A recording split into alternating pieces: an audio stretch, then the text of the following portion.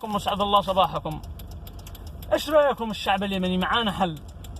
انا فكرت انه ما معانا غير حل واحد.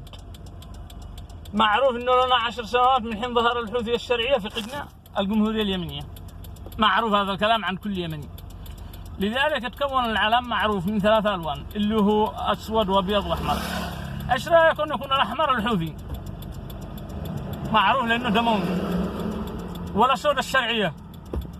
والابيض تحيا الجمهورية اليمنية. غير كذا ما معانا حل الشعب اليمني. والله ما بتلقوا احسن من هذا الحل. لنا ما يقارب 10 سنوات ما شفنا اي خير ولا اي شيء، غير عملوا لنا طريقتين، طريقة ذل والمهانة وطريق اللي هو العسكرة لن تشتروح الموت.